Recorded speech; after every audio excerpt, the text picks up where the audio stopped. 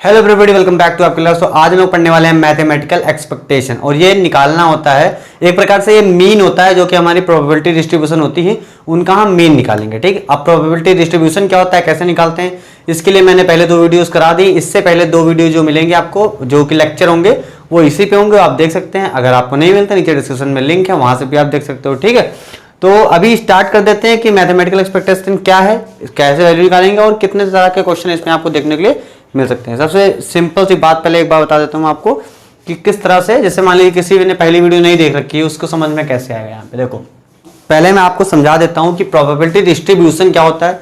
मैंने पिछली वीडियो में बताया था, अगर आपने वो नहीं देखी फिर भी आपको यहाँ पे समझ में आना चाहिए, इसलिए मैं थोड़ा सा रिवाइज करा देता हूँ। ठीक है, काफी दिन हो चुके हैं उसको बनाए। मान लीजिए आपके पास 2 कॉइन थे, दोनों को छाला आपने, तो सबसे पहले आप किसी भी प्रोबेबिलिटी करने पहले उसका सैंपल स्पेस देखते हैं कि कितने हमारे पास तरह के चांसेस हैं, चीजें हो सकती हैं, आउटकम आ सकते हैं। हो सकता है दोनों में हेड आ जाए, एक में हेड आए, दूसरे में टेल आए, दूसरे में टेल आए, दूसरे में हेड आए, पहले में टेल आए, या दोनों में टेल आ जाए। यही 4 प्रकार की चीजें आपके साथ हो सकती हैं। 2 सिक्के एक साथ आप उछाल रहे हैं। ठीक है, अब 2 सिक्के क्यों उछाल रहे हैं, विराट कोहली आपकी एक से नहीं जीत पा रहे, दूसरे जीत जाएंगे, वो पता नहीं। ये हो गया। अब आपसे बोला गया कि प्रोबेबिलिटी निकालो, probability of getting, probability distribution of, probability निकालने के लिए कहोगे तो वो एक ही आ जाएगा। मैं बताता हूं अंतर क्या होता है। Probability distribution of getting maximum 2 heads. ठीक, तो प्रोबेबिलिटी का मतलब क्या होता है, एक पर्टिकुलर चीज की बात होगी, और प्रोबेबिलिटी डिस्ट्रीब्यूशन का मतलब क्या होता है, उसकी बात होगी और उसके पीछे जितने होंगे उनकी बात होगी। अब कहने का मतलब क्या है, पीछे आगे ये सारी बातें समझ में आएंगी। अब जैसे मान लो यहां पर मैं क्वेश्चन बोल देता कि probability of getting 2 head, simple एकदम डायरेक्टली क्वेश्चन होता, तो 2 हेड वाला एक ही है, तो आप बोलते एक है, टोटल 4 है, ये हो जाता है आपका। इसमें सिर्फ एक चीज के बारे में बात करिए, probability distribution of getting maximum 2 head, 2 head आ जाए मैक्सिमम, मिनिमम का कुछ नहीं बोला गया। इसका मतलब आप मिनिमम भी इसमें काउंट करेंगे और 2 तक तो जाना ही है। तो यहां पर क्या हो जाता है आपका, कम से कम कितने हेड आने चाहिए, 0 आ सकते हैं भाई, एक भी हेड ना है। उसके बाद एक हेड भी मान जाएगा और 2 हेड आ जाए तब भी मान जाएगा। तो यहां पे हमारे 3 वेरिएबल है, यहां पे कोई वेरिएबल नहीं था, यहां पे वेरिएबल है, तो इन्हीं को बोलते हैं रैंडम वेरिएबल्स। ठीक है, पिछली वीडियो मैंने और डिटेल में बताया, फर्स्ट वीडियो में। और देखिए, इन रैंडम वेरिएबल के करस्पॉन्डिंग क्या होता है, आपकी प्रोबेबिलिटीज भी डिफाइन करी जाती हैं। ठीक है, x = 0 को ऐसे लिखा जाता है आपका। ठीक है, तो इन प्रोबेबिलिटीज को आप जब डिफाइन कर दोगे, वो पूरा बॉक्स बना के लिख दोगे एक प्रकार से टेबल के फॉर्म में, तो वो आपकी हो जाती है प्रोबेबिलिटी डिस्ट्रीब्यूशन, क्योंकि कई प्रोबेबिलिटीज हैं यहाँ पे आपकी। ठीक है, तो आप आंसर निकालने के लिए अगर देखा जाए तो 0 हेड के लिए बोल रहा है, तो 0 हेड किसमें है, इसमें है। कितने हैं भाई, टोटल है 4, और आपका फेवरेबल वाला 0 हेड हो वो एक ही है।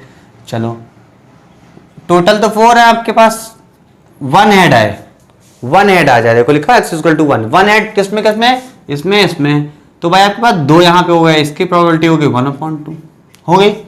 थर्ड आपके पास केस है कि 2 के दोनों हेड हो, तो एक ही ऐसा मिलेगा आपको, तो 1 आउट ऑफ 4। तो ये हो गई आपकी प्रोबेबिलिटी डिस्ट्रीब्यूशन। अब डिस्ट्रीब्यूशन मतलब क्या होता है, आप ऐसे लिख देते हो x और p ऑफ x, x की वैल्यू 0, 1, 2, और यहाँ पे इसकी वैल्यूज लिख दो 1/4, 1/2 एंड 1/4। तो इस तरह के प्रोसेस को पूरे को, या टेबल बोल दीजिए आप, इसको बोलते हैं प्रोबेबिलिटी डिस्ट्रीब्यूशन। यहाँ पे डिस्ट्रीब्यूट कर दिया आपने, इतनी बात समझ में आ गई। अब इन्हीं का मीन निकालना आपको पता होना चाहिए। ठीक है, अब यहां तक अगर आप समझ गए तो मीन निकालना बहुत आसान है, मीन में कुछ नहीं होता है, पर मीन से आगे और चीजें भी निकलती हैं, इसलिए मीन भी इंपॉर्टेंट होता है। मीन के लिए अपनी बुक में आर डी शर्मा में क्या नाम दे रखा है, बुक कोई भी फर्क नहीं पड़ेगा, बस आपका कॉन्सेप्ट क्लियर होना चाहिए। मैथमेटिकल एक्सपेक्टेशन, नाम सारे पता होने जरूरी है, पेपर में क्या नाम से आ जाए कुछ पता नहीं होता है ना। या फिर मीन ऑफ रैंडम वेरिएबल्स, और कहीं कहीं और भी हो सकता है, यहां पे एल लिख लीजिएगा, प्रोबेबिलिटी डिस्ट्रीब्यूशन। रैंडम वेरिएबल बोलते या प्रोबेबिलिटी डिस्ट्रीब्यूशन बोलते, फर्क नहीं पड़ेगा, मतलब यहाँ पे मीनिंग एक ही निकल के आ रहा है। ठीक, मीन निकालना है तो इसके दो तरीके हैं, एक तो एक्स बार लिखा होगा या लिखा होगा ई ऑफ एक्स, एक्सपेक्टेशन से बना है, ठीक है। ये लिखा हो तब भी वही बात, ये लिखा हो तब भी वही बात, या सीधे सीधे मीन ही लिख दे, बात एक ही। यहाँ पे आप मीन भी लिख सकते हो। ऐसे आपके तीन तरीके से या दो तरीके से आप इसको सिंप्लीफाई करके सिंबॉलिक फॉर्म में लिख सकते हो, ठीक। अब इसका वो क्या होगा, मीन निकालते कैसे समझो। मीन निकालने का फॉर्मूला होता है P1 x1 plus P2 x2 plus P3 x3 plus dot dot dot plus Pn xn। नीचे क्या होता है आपका, एकदम उसी तरीके से है कि एवरेज निकालने वाला तरीका, मीन ऐसे तो निकालते हैं हम लोग, P1 plus P2 plus P3 dot dot dot Pn, ठीक है। ये हो गया आपका तरीका। अभी इसको और सिंप्लीफाई कर सकते हैं हम लोग, कैसे। अब ये P और X क्या है, अभी मैंने आपको बताया था कोई भी प्रोबेबिलिटी डिस्ट्रीब्यूशन आप करोगे तो उसमें आपको X मिलेगा, उसके करस्पॉन्डिंग P भी मिलेंगे। तो ये जो वैल्यूज होती हैं 0 1 2 या कुछ भी हो सकता है, उसके हिसाब से यहाँ पे कुछ वैल्यूज होती है, तो वही उन्हीं का डायरेक्टली मल्टीप्लाई कर देना है, मल्टीप्लाई फिर प्लस करो दूसरे वाले में मल्टीप्लाई, इस तरह से, ठीक। अब एक बात आपको पता है, since sum of all the probability is equal to 1, यानी P1 प्लस P2 हम लोगों ने बचपन में ही पढ़ लिया है कि ये सारी चीज़ें, अगर पढ़ा है तो बढ़िया, नहीं पढ़ा है तो अभी समझ लो कि प्रोबेबिलिटी किसी भी एक इंसिडेंट की, एक इवेंट की सारी प्रोबेबिलिटीज का सम 1 होता है, ठीक है। और उसके ना होने की प्रोबेबिलिटी 1 माइनस कर लिख सकते हो, पर सारी प्रोबेबिलिटी का अगर सम करोगे तो 1 हो जाएगा टोटल। सब चीज काउंट कर लोगे तो 100% हो जाएगा। 100% को हम लोग इस फॉर्म में लिखते हैं 1 तरह से, ठीक है। तो हमारे ये हो गया, तो नीचे वाला टर्म तो पूरा पूरा 1 ही हो जाएगा। तो सिंपली हम बोल सकते हैं कि ई एक्स या bar x is equal to P1 x1 plus P2 x2 dot dot dot Pn xn, बार बार लिखने की जरूरत नहीं है। ये फॉर्मूला आपको फटाफट से याद कर लेना है, जो कि याद हो ही गया, उसमें याद करने लायक कुछ है नहीं, ठीक। अब आते हैं छोटा सा क्वेश्चन, इस पे करा देता हूं ताकि आपको ये ना लगे सर ने एक भी नहीं करवाए, बाकी आप इसको खुद करोगे। और इसमें मैं अच्छे क्वेश्चन बनाऊंगा ताकि जो आपके लिए बेनिफिशियल हो, ठीक है। बहुत दिन बाद वीडियो बना रहा हूँ, अगर ज़्यादा मज़ा ना आए तो बताना, फीडबैक दे सकते हो आप लोग कि क्या चीज़ मैं इंप्रूवमेंट कर सकता हूँ। बाकी अभी हालत बड़ी ख़राब है तो बहुत ज़्यादा इंप्रूवमेंट की गुंजाइश भी नहीं है, पर आप एजुकेशन में जैसे कुछ आपको लग रहा कि ये मैं इस फील्ड में बता सकता हूँ, आपको मतलब चाहिए कुछ ऐसा टॉपिक वगैरह, तो उस तरह से आप पूछ सकते हैं, मैं आपको जरूर बताऊंगा, ठीक है। तो अब स्टार्ट कर देते हैं, क्वेश्चन देख लेते हैं, दिया हुआ है आपके पास।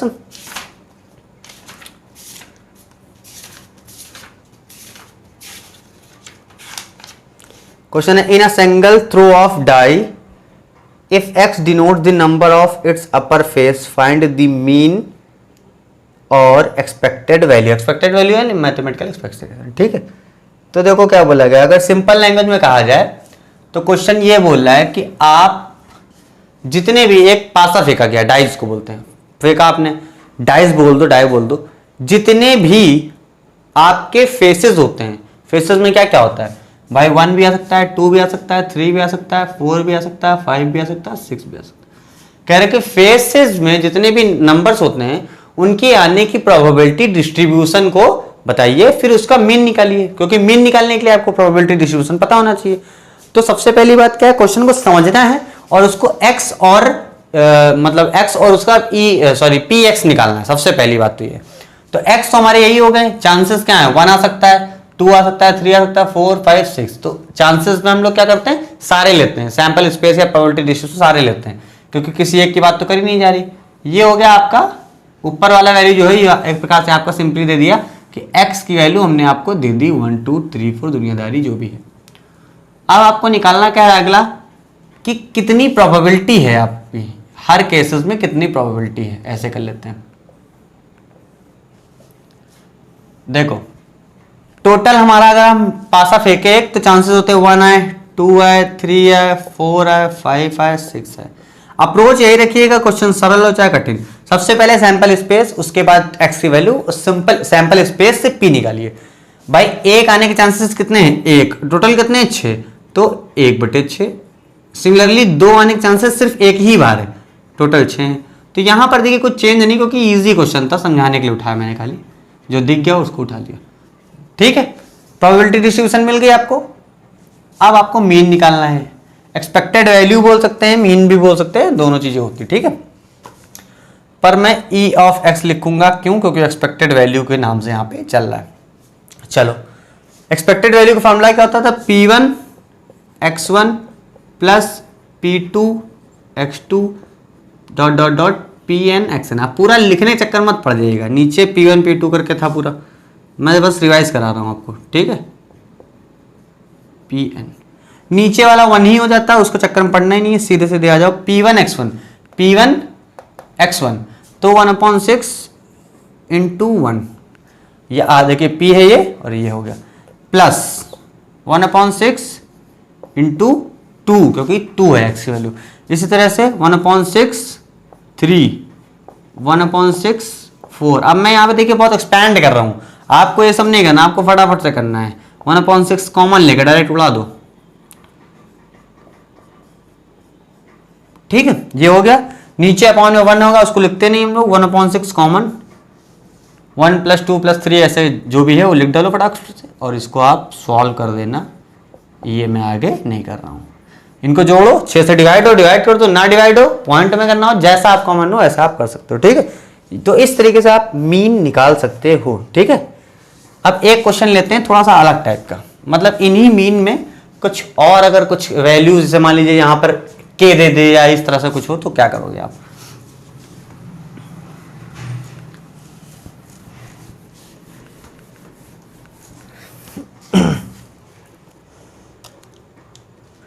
ये एक्सरसाइज का आपका दूसरा क्वेश्चन है, एक्सरसाइज 17.2।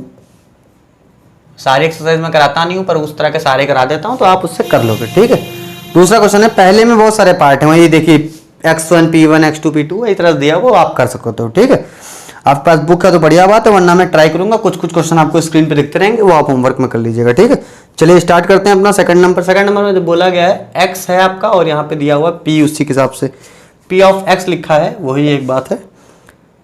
पहले दिया है 0.5, फिर 1, फिर 1.5, देन 2, यहाँ पे है k square, 2k² and k। ये आपका क्वेश्चन दे दिया गया है, बोल रहा है k भी निकालिए और मीन भी निकालिए।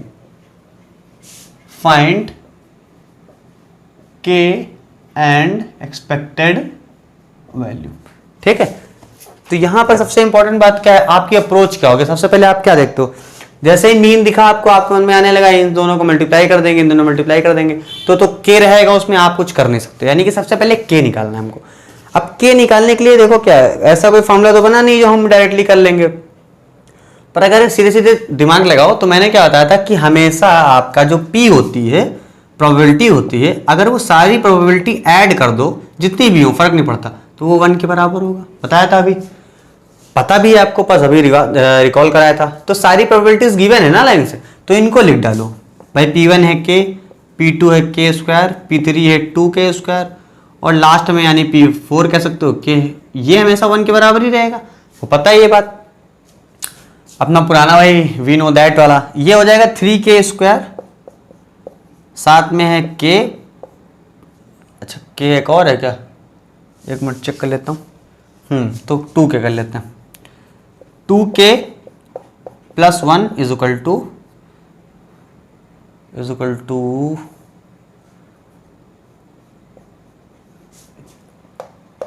ठीक, ये हो गया आपका। अब बोल रहा है 1 एंड 3 से 2 लाना है, और देखो एक चीज बता दूं मैं, जो साइन यहाँ पे होता है वही करना होता है। दो जो डिजिट लेते हैं लास्ट में नंबर लेते हैं, उनसे घटाते हैं और जोड़ते हैं, तो जो यहाँ पे होता है वही करना होता है। तो 1 और 3 को किसी ना किसी तरीके से सब्सट्रैक्ट करके 2 लाना है। अब सीधे सीधे पता चल गया क्या होना है, तो 3k² + 3k, आप चाहो तो डायरेक्टली कर, वो ब्रैकेट करके कर सकते हो, फर्क नहीं पड़ता है, -1 = 0। यहाँ पे 3k कॉमन है, तो क्या हो गया k + 1, यहाँ पे माइनस कॉमन ले लीजिए, तो आपका हो जाएगा k + 1। ठीक, तो k की वैल्यू आ गई आपकी k इज इक्वल टू 1/3 और -1। k की दो वैल्यूज आ गई। अब दो वैल्यूज में आप कौन सी चूज करोगे? पॉजिटिव वाली। ठीक, आगे आते हैं, मीन निकालो e ऑफ x, क्योंकि प्रोबेबिलिटी निगेटिव नहीं हो सकती ना, और ये k क्या है? प्रोबेबिलिटीज तो है, तो वो निगेटिव नहीं होगा, तो आप पॉजिटिव वाला उठा लो। तो k पहला वाला ये k ही रहना है, इसका मल्टीप्लाई कर लो डायरेक्टली। दूसरा बॉक्स बना दूं क्या? चलो डायरेक्टली कर लेते हैं। 0.5 इंटू k जो कि है 1/3 प्लस 1 इंटू के स्क्वायर, तो 1 तो 1 ही रह जाएगा, के स्क्वायर मतलब इसका स्क्वायर यानी 1/9 हो जाएगा, प्लस 1.5 के स्क्वायर का मतलब 9 और 2 18 हो जाएगा डायरेक्टली, प्लस 2 इंटू के, तो 2 इंटू 1/3, के की वैल्यू 1/3 है। ठीक है, इसको आप सॉल्व कर सकते हो। भाई ये पॉइंट है, हटाओ 10 लिख दो नीचे, तो ये कितना हो जाएगा? 5/30, तो काट दो उसको, 6 हो जाएगा ना नीचे, 1/6 प्लस 1/9 प्लस पॉइंट हटाओ, 0 हटाओ, 15, 1.5 और 12 बार में हो जाएगा 12, ये हो गया 2/3। अब ये बच्चों वाला खेल आप खुद कर लेना, ठीक है, ये हमसे ना करो तो ज़्यादा बेहतर रहेगा। तो इस तरह से आप वेरिएशन भी देखने को मिल सकता है। अब मैंने इसे एक तरह चीज बता दी, अब आपको रेडी रहना है कि कुछ और भी तरीके से आ सकता है ना। तो इस तरह से अगर आप पढ़ोगे कि नई नई चीजें आपने सीखी, मतलब एक तरह के क्वेश्चन को पकड़ के घिस रहे हो फालतू, कोई फायदा नहीं होना उससे। डिफरेंट टाइप की चीजों को करोगे तो आपका जो ब्रेन होता है वो डेवलप होता है, क्योंकि आपको हर सिचुएशन को सिचुएशन के हिसाब से आपको सवाल करना आता है। साथ ही साथ एक चीज और भी रेडी रहा करो कि अगर इसी कॉन्सेप्ट पे एक एकदम से नया क्वेश्चन आ जाए, मान लो जो मैंने ना कराया किसी ने नहीं कराया, तो आपको अप्रोच सिंपल रखनी है। सैंपल स्पेस बनाया, प्रोबेबिलिटी निकाली, फिर उसके बाद क्वेश्चन समझ के सब करा, फिर उसके बाद अप्लाई करिए। अगर आपसे होता है तो करिए, नहीं तो मत करिए, क्योंकि वो चीज आपने पढ़ी नहीं। पर अप्रोच सिंपल रखिए, कॉम्प्लिकेट मत करिए, क्योंकि कभी भी जब कोई नया क्वेश्चन आता है तो टीचर सिर्फ आपका कॉन्सेप्ट चेक करता है, वो उसमें कैलकुलेशन बड़ी हाई फाई नहीं करेगा। ठीक है, तो ये चीज ध्यान रखना आपको।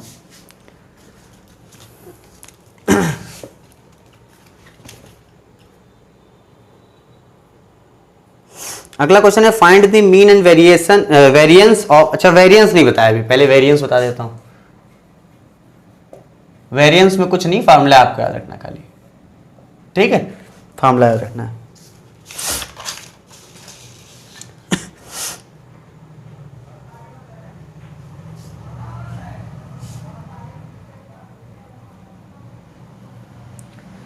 वेरिएंस होता है आपका PI/XI। अब I क्या होता है बता दूंगा अभी, का स्क्वायर, दूसरे का स्क्वायर माइनस PI/XI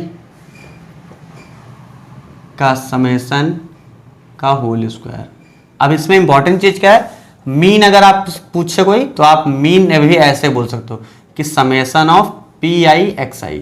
तो आप समझ गए मतलब क्या है, P और X का मल्टीप्लाई करते रहो करते रहो करते रहो, लास्ट जितने थे कर डालो। सेम काम यहां पर भी करना है। अब कैसे करते हैं अभी आपको बता दूं, चिंता करने की जरूरत नहीं।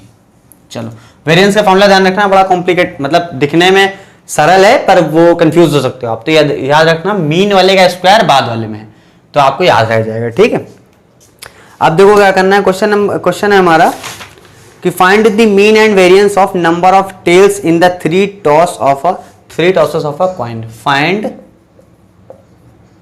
वेरिएंस को वी से लिख देते हैं, एंड एक्सपेक्टेड वैल्यू यानी कि mean of number of tales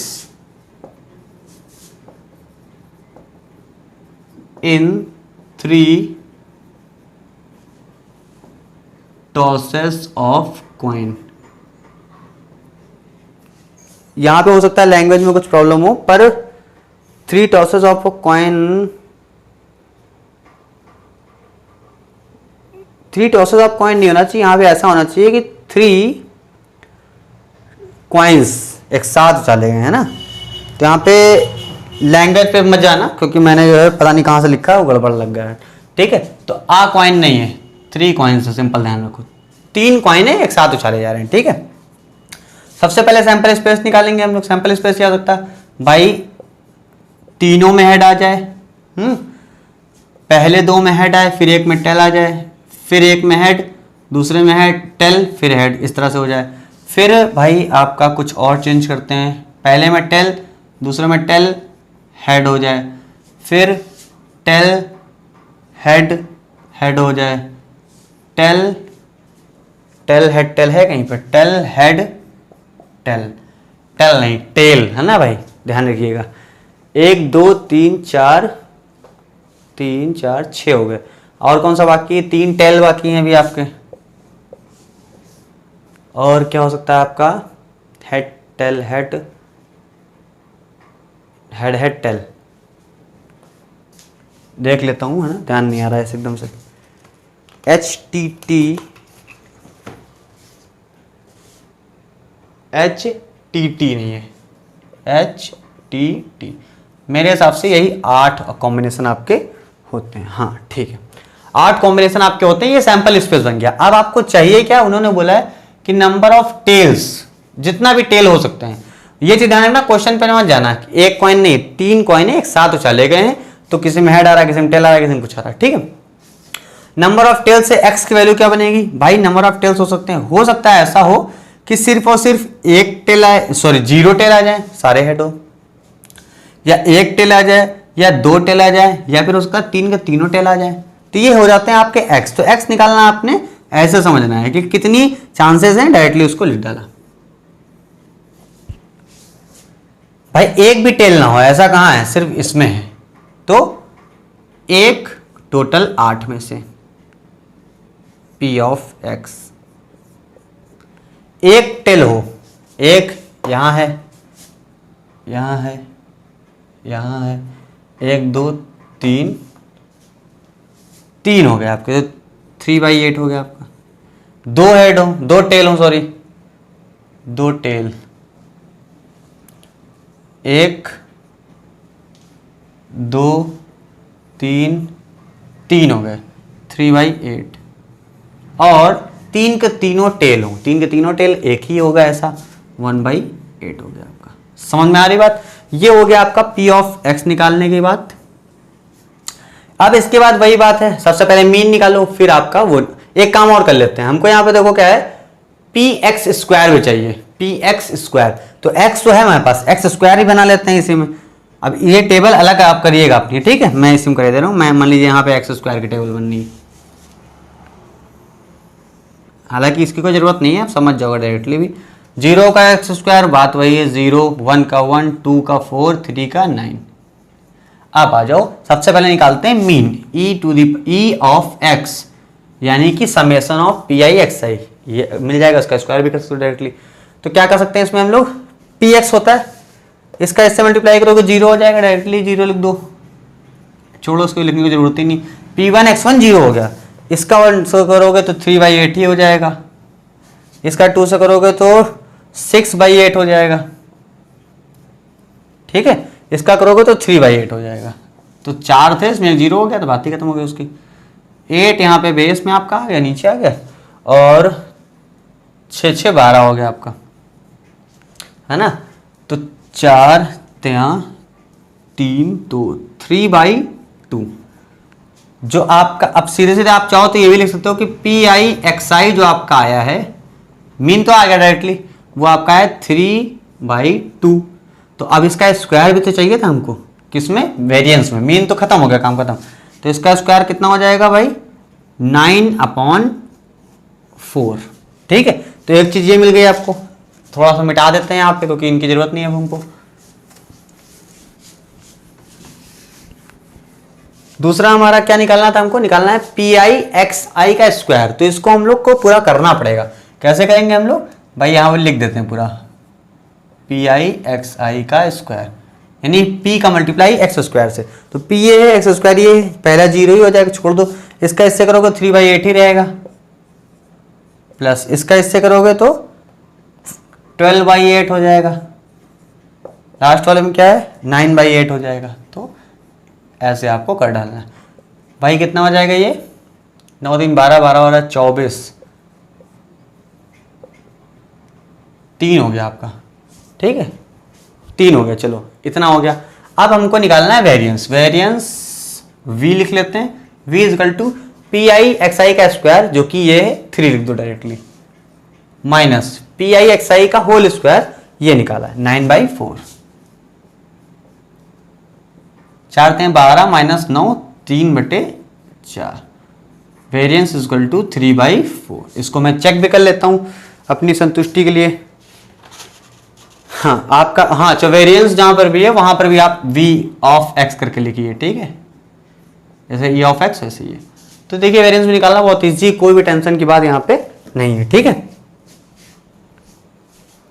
अब कराते हैं कुछ अच्छे लेवल का क्वेश्चन, ताकि आपको कुछ नया सीखने के लिए मिले। क्वेश्चन नंबर 5 एक्सरसाइज का, ये फर्क नहीं पड़ता क्वेश्चन का नंबर, इस मत देखिए, टाइप देखिए आप, ठीक है। 2 cards are drawn simultaneously from a pack of, आपको स्क्रीन पे साथ क्वेश्चन दिख जाएगा जरूरत होगी तो, पैक ऑफ 52 कार्ड्स, यानी कि 52 कार्ड जो होते हैं अपने ताश पत्ता वाले, उसमें से 2 कार्ड्स निकाल दिए गए, पहले एक निकाला फिर एक निकाला, ठीक है। Compute the mean and standard deviation of number of Kings. सबसे इंपॉर्टेंट बात, अभी स्टैंडर्ड डेविएशन नहीं बताया, तो इस क्वेश्चन में आपको पहले स्टैंडर्ड डेविएशन बता देता हूं, फिर उसके बाद बात करते हैं, ठीक है। हाँ, वेरिएंस का रूट ले लो तो वही स्टैंडर्ड डेविएशन हो जाता है। तो सिंपल लैंग्वेज में पहले क्वेश्चन देख लेते हैं। देखो 52 कार्ड्स हैं, मैं शॉर्ट फॉर्म में लिख के दे रहा हूं, उसमें से 2 कार्ड्स निकाले गए, ठीक है। तो निकाले कैसे गए, पहले एक निकाला फिर एक निकाला। और देखो एक इंपॉर्टेंट चीज बता दूं मैं आपके, 52 कार्ड्स अगर आपके पास हैं, उसमें से अगर आप निकाल लेते हो एक, तो अगली जो प्रोबेबिलिटी लगेगी वो 51 पत्तों पे लगेगी, ठीक है।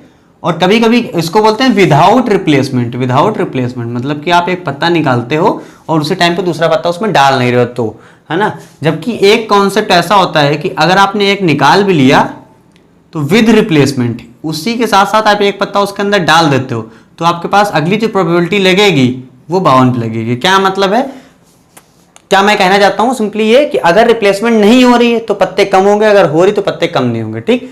क्या फर्क पड़ता है वो मैं भी कराऊंगा, आपको समझ में आ जाएगा। चलो देखते हैं। 52 में से 2 कार्ड निकाले गए हैं और बोल रहा है, उसका कहना क्या चाहता है ये भी देख लेते हैं। प्रोबेबिलिटी डिस्ट्रीब्यूशन किस चीज का मांग रहा है ये देख लेते हैं ना। कंप्यूट द मीन, अच्छा पूरा पूछ रहा है। 2 कार्ड्स हैं तो क्या मीन आएगा नंबर ऑफ किंग्स पे। हाँ, compute mean and standard deviation on number of Kings. देखो कुछ कंडीशन भी होनी चाहिए ना, वरना प्रोबेबिलिटी किसकी निकालोगे। तो देखो किंग्स कितने हो सकते हैं, एक पत्ते, एक डेक जो होता है पूरा, उसमें कितने किंग्स हो सकते हैं, 4 मैक्सिमम, पर मिनिमम कितने हो सकते हैं। आप एक निकालो पत्ता, शायद एक उसमें किंग ना है, दूसरा निकालो उसमें भी किंग ना है, तो हो सकता है मिनिमम आपको x = 0 मिले। एक किंग भी मिल सकता है, 2 भी मिल सकते हैं, 3 भी मिल सकते हैं और 4 भी मिल सकते हैं। जैसे ही आप ये लिखते हो आप तुरंत गलत हो जाते हो, क्योंकि 2 ही पत्ते निकालने 4 किंग कैसे मिल जाएंगे। तो आप 2 तक जाओगे, बाकी सारे मिटा दोगे, ठीक है। मैक्सिमम हो सकता है, पर मैक्सिमम में आपके पास कंडीशन ही ये है कि 2 पत्ते निकालो, 4 कहां से हो जाएंगे। ये हो गया। इनका निकालोगे आप p ऑफ x, तो ये तो आपका बॉक्स तैयार ही रहेगा अपने आप को फिल करवाने के लिए। उसके बाद निकालना है e ऑफ x, फिर उसमें निकालना पड़ेगा आपको वेरिएंस, और जैसे ही वेरिएंस निकालोगे तो स्टैंडर्ड डेविएशन। ये 3 चीजें आपको निकालनी पड़ेंगी। दूसरा वाला नहीं कहा गया, फिर भी निकालना पड़ जाएगा। चलो स्टार्ट करते हैं। p ऑफ x = 0, पहले इसका निकाल लेते हैं। मैंने करवा दिया था पर किसी का फोन आ गया, मैंने एयरप्लेन पे नहीं कर रखा था तो प्रॉब्लम हो गई। 0, तो 0 मतलब कि एक भी आपका किंग ना है। तो आप क्या करोगे, आपके पास 52 पत्ते थे, 52 में से आप ऐसे पत्ते निकालोगे जो किंग नहीं है। तो ऐसे पत्ते कितने हैं जो किंग नहीं है, 52 में से 4 हैं जो किंग है, उनको हटा के फेंक दिया। पत्ते कितने बचे, 48, 48 ऐसे थे जो किंग नहीं है। अब आप दूसरा पत्ता निकालने वाले हो, पर एक पत्ता निकल चुका तो टोटल बचे 51, और अभी भी आप उन्हीं में से निकालना चाहते हो जो किंग नहीं है। तो उनमें से तो एक पहले निकल चुका तो 47 हो गए। क्यों, क्योंकि एक पहले निकल चुका उन्हीं में से, ठीक। x = 1 पे आ जाते हैं, मतलब एक किंग चाहिए। तो 52 में से पहले निकाला तो किंग नहीं निकला, तो कितने में से निकल गया, 48 में से निकल गया एक। अब बचे 51, अब एक किंग चाहिए हमको। तो किंग वाले कितने पत्ते हैं, 4, तो 4 ही में से कोई एक निकल आएगा। पर इसमें कॉम्बिनेशन एक और बन जाएगा साथ साथ में, उसको प्लस करेंगे कि पहले ही बार में शायद किंग निकला है, तो वो क्या होगा, 52 में से उन्हीं 4 में से निकल के आएगा। तो 52 में से कोई 4, अब देखो ये क्या है, ये एकदम अलग कंडीशन है, ये अलग कंडीशन है, तो इसमें 52 पत्ते शुरुआत से स्टार्ट हुए। अब दूसरी कंडीशन क्या है कि 51 बचे, पर अब किंग नहीं निकलना चाहिए, क्योंकि एक निकलना था, एक यहाँ पे निकल चुका, पहले निकल चुका था यहाँ पे, बाद में, यहाँ पे पहले। अब 51 बचे, उसमें से निकलना किस में से, 48 में से, क्योंकि आपका 4 वाले में से निकल चुका। 48 पूरे 48 ही रहेंगे अभी, क्यों? क्योंकि 48 में से कोई निकला तो है नहीं, तो 48 पूरे बाकी। P of x is equal to 2 is equal to 0। अब यहाँ पे देखो क्या है कॉम्बिनेशन, दोनों के दोनों किंग चाहिए हमको। तो पहला किंग 52 में से निकलेगा, 4 होंगे ऊपर। दूसरा किंग 51 में से निकलेगा, ऊपर 4 थे पर एक निकल चुका, तो 3 हो गए आपके। अब यहाँ पे हम लोग सॉल्व करेंगे इनको, ठीक है। देखो सबसे पहली चीज कॉमन इस कैंसिल इस तरह से करिएगा कि कॉमन लेते बने। तो देखिए यहाँ पे देखिए 48 52 48 52 48 52 48 52, तो ये कर सकते हैं हम, या 4 52, तो ये हो जाएगा 4 एकम 4, 12 बार में ये, इसी तरह से 13 बार में हो जाएगा, ठीक है। और ये भी आपका हो जाएगा 12 13 बार में, ये हो जाएगा आपका 12 13, ये हो जाएगा आपका 1 और 13 बार में, ठीक। अब इसमें और भी कुछ चीज़ें कैंसिल होंगी, उनको भी देखते हैं। क्या कैंसिल हो रहा है यहाँ पे, 3 से ये कट हो रहा है, 3 चौक 12, 3 एकम 3, 3 सत्ते 21, है ना, इतना हो गया। 47 और 4 है ऊपर, तो अगर 50 चौके देखा जाए तो 200 हो जाता है। 3 चौक 12 और 3 3 4 बार 12 कम कर दो तो 190, 188 हो जाएगा ऊपर, 188। नीचे अगर 17 का 13 से करोगे तो कितना हो जाएगा, 17 3 51, 17 दहम 170, 17 51, इतना डायरेक्टली हो जाएगा। 1 7 5 12 और 2 221 हो गया। तो ये वैल्यू आपकी निकल के आ गई, ठीक। यहाँ देखिए ये 12 4 बार में कटा 3 से, ये कटा 17 बार में, तो कितना हो गया आपका, 4 चौक 16 और नीचे 221, 221 इधर है, 221 इधर ही बनेगा ना। अभी कैसे कर सकते हैं, यहाँ पे 4 एकम 4 और ये 17, तो 17 13 17 13 दोनों में 221 बन गया, कॉमन कर लो। 4 चौक 16 ऊपर है और यहाँ पे है आपका 12, 16 10 26 और 28 हो जाएगा आपका। एक बार मैं रीचेक कर लूँ 28 ही आ रहा है कि नहीं आ रहा है, 32 आ रहा है। यहाँ पे कुछ ना कुछ कहीं पे गड़बड़ हो गई है। 28 8 कितना होता है, 4 चौक 16, 16 10 26 2 28, कुछ गड़बड़ हो गया क्या,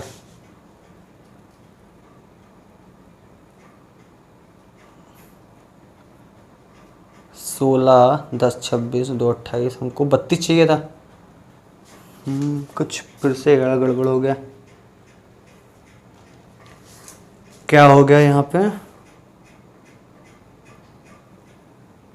4 चौक 16 हो गया यहाँ पे, 48 4 एक बार देख लेता हूँ, 48 4 और 4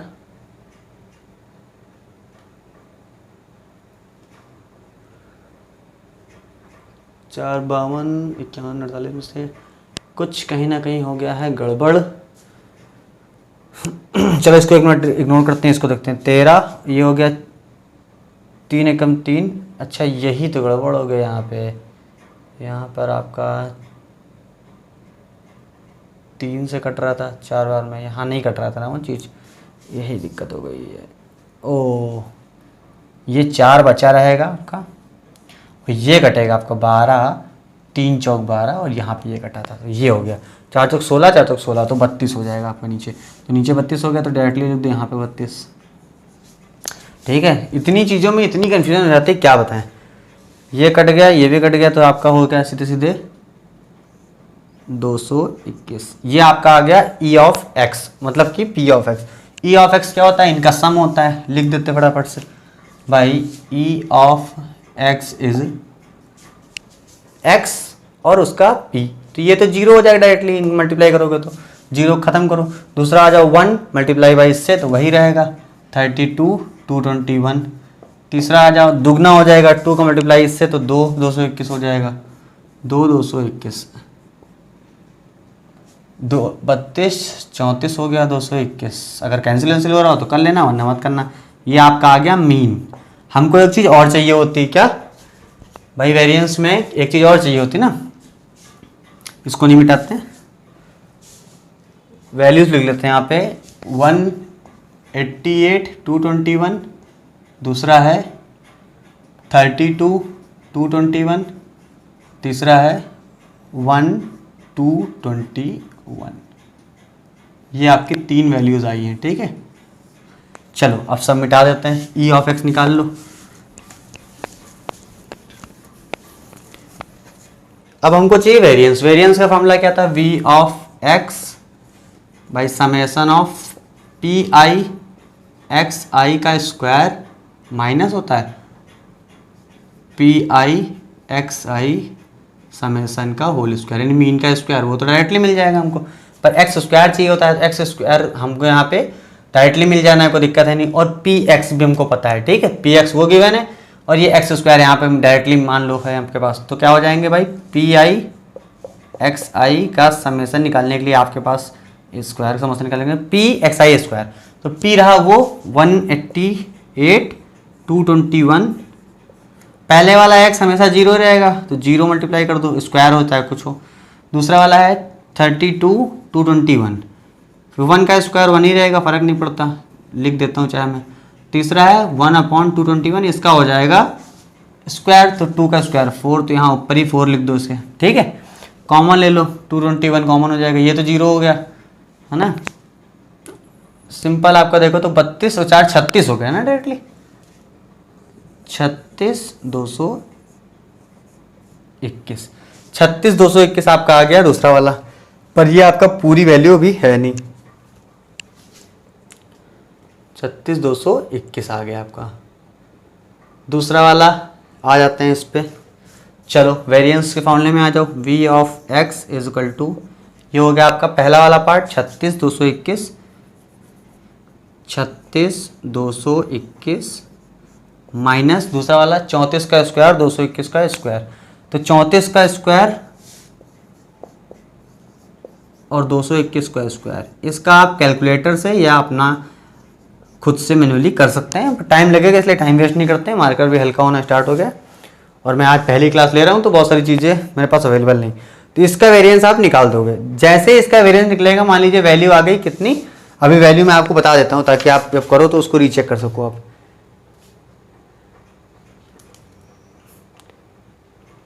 आपकी वैल्यू आ गई है यहाँ पे 36, हाँ यहाँ तक तो सही है। वैल्यू आपके आ गई 428.73।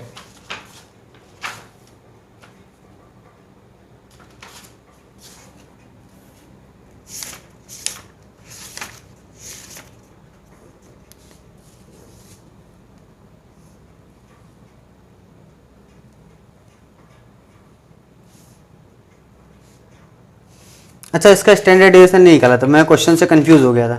हाँ, इसका स्टैंडर्ड डेविएशन नहीं निकालना है, यही आप सॉल्व कर दोगे इसका आंसर आ जाएगा। मैं क्वेश्चन से ही कंफ्यूज हो गया था। एक क्वेश्चन और है जो शुरुआत में बता रहा था, ए कॉइन और 3 टाइम्स, दोनों अलग अलग क्वेश्चन है। तो यहाँ पे क्या था, एक कॉइन था, 3 कॉइन थे एक साथ डाले गए, और एक ऐसा क्वेश्चन है इसमें एक ही कॉइन है वो 3 बार उछाले जा रहे हैं। तो वो डिफरेंट केस है, वो मैं अगले वीडियो में बताऊंगा आपको।